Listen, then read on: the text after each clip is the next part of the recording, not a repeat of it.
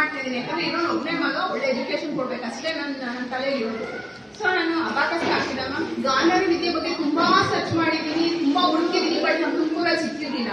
ನಾನು ತುಂಬಾ ಖುಷಿ ಪಡ್ತೀನಿ ಈ ಸಲ ನನಗೆ ಗಾಂಧಾರಿ ವಿದ್ಯೆ ಸಿಕ್ಕಿದ್ರೆ, ಅದು ಈ ಸ್ಕೂಲಲ್ಲಿ.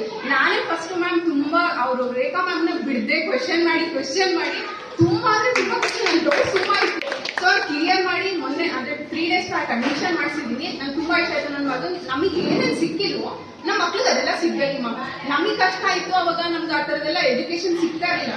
ಬಟ್ ಇವಾಗ ಸಿಗ್ತಿದೆ, ನಾವು ಅದನ್ನೆಲ್ಲ ನಮ್ಮ ಮಕ್ಳಿಗೆ ಕೊಡ್ಬೇಕು, ಯುಟಿಲೈಸ್ ಮಾಡಿಸ್ಬೇಕು ನಮ್ಮ ಮಕ್ಳಿಗೆ. ಅದೆಲ್ಲ ನಮ್ಮ ಮಕ್ಳಿಗೆ ಪಡ್ಕೊಂಡು ಒಳ್ಳೆ ಸಿಟಿಸನ್ ಆಗಿ ಈಚೆ ಬರ್ಬೇಕು. ಮೇಯ್ನ್ ನಮ್ಗೆ ಅದೇ ಇರೋದು. ಮತ್ತೆ ನಾನು ತುಂಬಾ ಖುಷಿ ಪಡ್ತೀನಿ ಮ್ಯಾಮ್. ಹೊಸ ಎವ್ರಿ ಇಯರ್ ನಮ್ಗೆ ಸ್ಕೂಲ್ ಇಂದ ಹೊಸ ಇಂಟ್ರೊಡ್ಯೂಸ್ ಮಾಡ್ತಾನೆ ಇರ್ತಾರೆ. ನನಗೆ ರೋಬೋಟಿಕ್ ಬಗ್ಗೆ ಗೊತ್ತಿರಲಿಲ್ಲ. ನಾನು ಏನ್ ಅನ್ಕೊಂಡಿದ್ದೆ, ನನ್ನ ಮೈಂಡ್ ಅಲ್ಲಿ ಏನಿರ್ತದೆ, ಚಾಟ್ ಜಿಪಿಟಿ. ನಾನು ಏನೋ ಕ್ವೆಶನ್ ಕೇಳ್ತೀನಿ, ಮೇ ಬಿ ಅದು ಆನ್ಸರ್ ಮಾಡುತ್ತೆ. ಮಕ್ಳಿಗೆ ಏನೋ ಕ್ವೆಶನ್ಸ್ ಇರುತ್ತೆ, ಅವ್ರಿಗೆ ಕ್ಯೂರಿಯಾಸಿಟಿ. ಸೊ ಅದನ್ನ ಹೋಗಿ ಏನೋ ಕ್ವೆಶನ್ ಮಾಡ್ತಾರೆ, ಅಷ್ಟು ಗೊತ್ತಿತ್ತು. ಬಟ್ ಇವಾಗ ನನಗೆ ಗೊತ್ತಾಯ್ತು, ಎಐನ ಬಿಲ್ಡ್ ಮಾಡಿಸ್ತೇನೆ ಅಂತ ಗೊತ್ತಾಯ್ತಲ್ವಾ, ಅದನ್ನ ತುಂಬಾ ಖುಷಿ ಮ್ಯಾಮ್.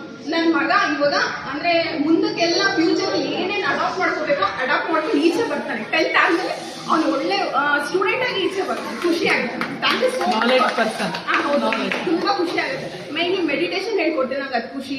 ಕರಾಟೆ ಇದೆ, ಡ್ಯಾನ್ಸ್ ಇದೆ, ಏನೇನಿಲ್ಲ ನಾವು ಹೊರಗೆ ಏನೇನು ಹಾಕಕ್ಕಾಗಲ್ಲ. ಸ್ಕೂಲ್ ಈಚೆ ಬರ್ತಾನೆ, ಖುಷಿ ಆಗುತ್ತೆ. Thank you so much.